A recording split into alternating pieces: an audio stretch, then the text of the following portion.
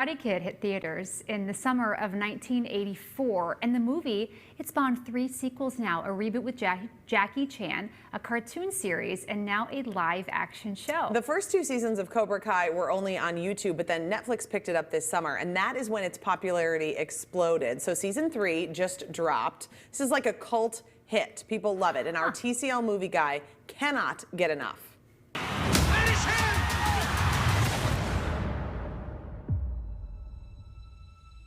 Lesson for whole life.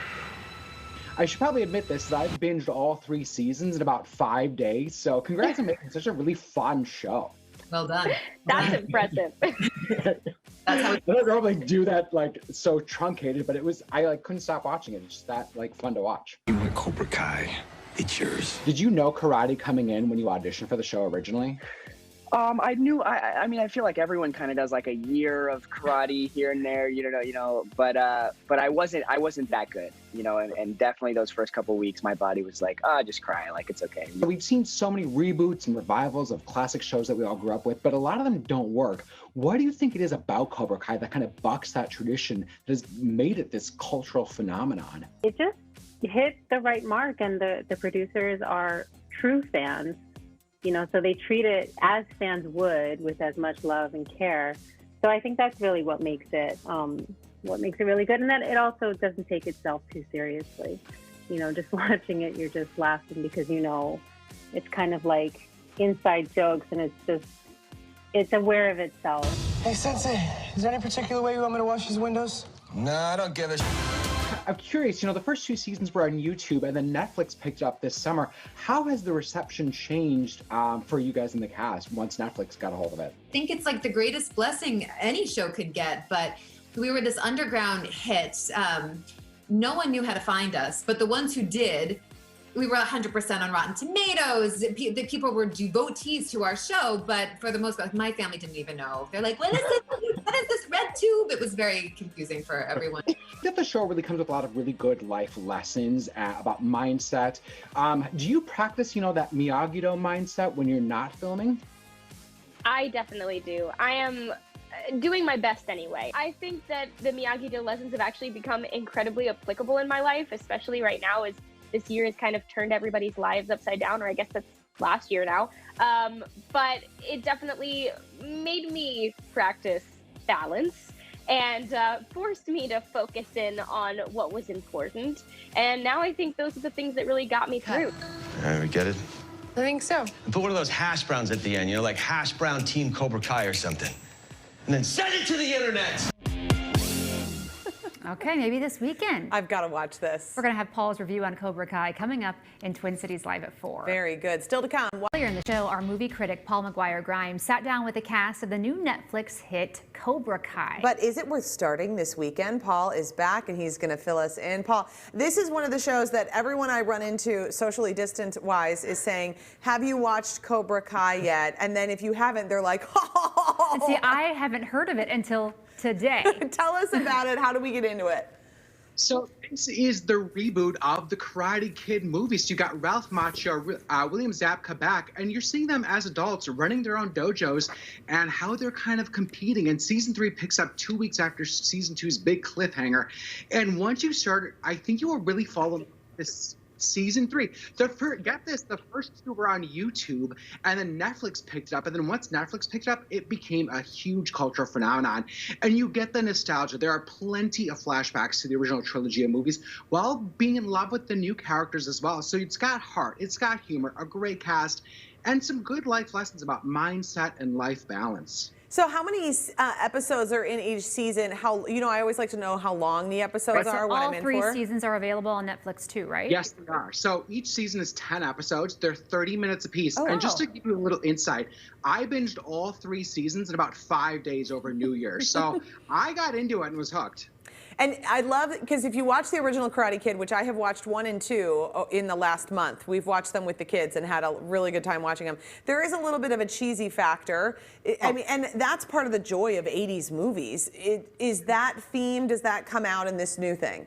Yes, there's definitely cheese in this as well. And because you watched the first two movies, you're going to recognize some actors coming back for some cameos in this one that will really get you excited as well. Oh, I'm pumped. Would I'm you totally say watching this. you should maybe kind of revisit Karate Kid? No, I don't think you have to. It's been a while since I've watched them, and I felt like I got right back into it. There are so many flashbacks to the movies, Mr. Miyagi, that you can really pick up what's going on because of all the flashbacks. Oh, but I think do it because it's really fun to watch the originals again. Okay. Fun. How many ticket stubs are you giving Cobra Kai on Netflix? 4 out of 5 ticket stubs for Cobra Kai. I think you'll really get into it, and it's, it's cheese fact. You want something to feel good, and this will make you feel good. I do. All right. Paul also sat down with one of the writers and directors of the new Pixar movie Soul. Take a look. From the moment I wake up in the morning to the moment I fall asleep at night, I was born to play. It's my reason for living. Now, I was really surprised to realize that it was Trent Reznor and Atticus Ross's score to your movie. What surprised you most about working with them as kind of like an unusual pick for a Pixar animated film from what I'm used to, especially for Michael Giacchino's scores? This film, for some reason, based on where it's set and everything, just demanded a different sound, a different feel. And we were lucky to work with Ren Kleiss, who's the sound designer on Inside Out, as well as Soul. I think it was a little uncomfortable for them, it was a little uncomfortable for us, and we all had to stretch to kind of connect, and we came up with something that I think really pulls and pushes the boundaries. Cut it, go for it! Bo is a teacher that just does not get the appreciation that he so rightly deserves, like so many teachers in our life right now. Who are some of the teachers that inspired you? I had so many great teachers that encouraged me along the way. Mrs. Phipps, my 3rd grade teacher, Joyce Kennedy, who is 4th grade teacher. Especially, I remember being people that encouraged me to draw more and do more of my own stuff and stretch out of maybe what I was doing already. So, yeah, I could go on. I don't know how much time you got. Well, I was told to wrap, but I would love to talk to you all day, so maybe one day at the Pixar campus. Okay, Paul, so we got to know, what did you think about this movie? Because I watched it with the kids, and I have to tell you, my 6- and 3-year-old it was a little over their head. They were a little lost in it. My 8- and 10-year-old were into it. Yeah, it felt a little bit too much for them. I mean, it's a very, existential movie. I mean, it talks about, how do we become who we are? Who are our personalities? Where do we get our souls from? So they are heady concepts. And what I love about that is that it can really engage older kids, and Pixar is so great at that.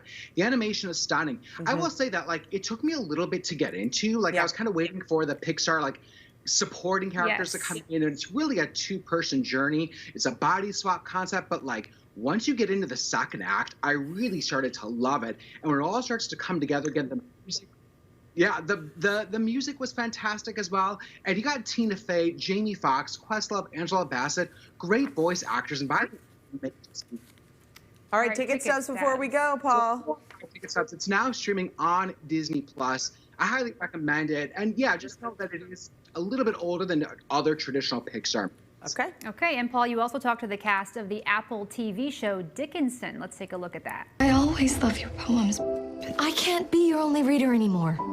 You need to share your writing with the world. What stands out to you about the real Emily Dickinson that you try to bring to your performance?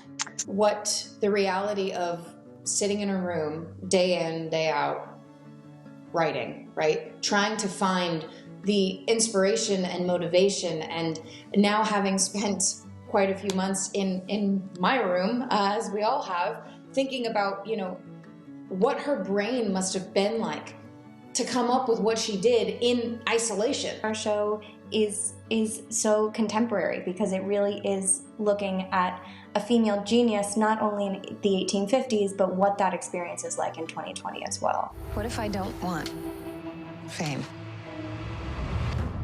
How do you want to be remembered? What advice do you have for teens, kids out there that feel that need to, that pressure for social media and that need to document every moment of their lives? She was writing her poems just for herself and binding them in these little books and putting them in a trunk, and that is okay. You should be okay with creating art just for yourself. Just because you're getting pressure from the world to make in a certain way or present in a certain way doesn't mean it's right, and doesn't mean that you should do it. This contrast between, a sort of mundane day to day mixed with like, you know, just this incredible energy coursing inside of her that for some reason seemed to me comedic.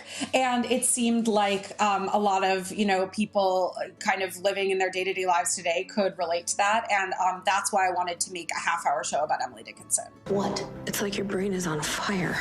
Oh, that tracks. Okay, this is on Apple TV Plus, Paul. I like this. So I know both of us are going, we want to watch this. You both should watch it. I had so much fun watching both of these seasons. The first 3 episodes of season 2 start today, and then they'll be released weekly after that. And we really are seeing the life and poetry of Emily Dickinson kind of inspire the show. So it's set in the period, but there's a lot of modern language and music and humor to it as well. So it doesn't feel as like stuffy or highbrow. And Haley Steinfeld is such a fun actress, and she's great as Emily Dickinson. Jane Krakowski, who I think is hysterical, she plays her mom as well. Ticket stubs, Paul. 4 ticket stubs for Dickinson good season reviews. 2. Oh, look at that. All right, Paul, thanks so much. Great to see you. Good stuff, my friend. Visit Paul's website. It's paulstriptothemovies.com for updates on movies and streaming services. You can also listen to Paul on the Colleen and Bradley Show on My Talk 1071 every Friday, or watch him on his YouTube channel, also called Paul's Trip to the Movies. And TCL's Movie Trip is brought to you by Muska Lighting, and now is a great time to shop Muska Lighting because you can take 30 to 50% off specially marked items in store during their display sale. You can shop their locations in Roseville or Eden Prairie.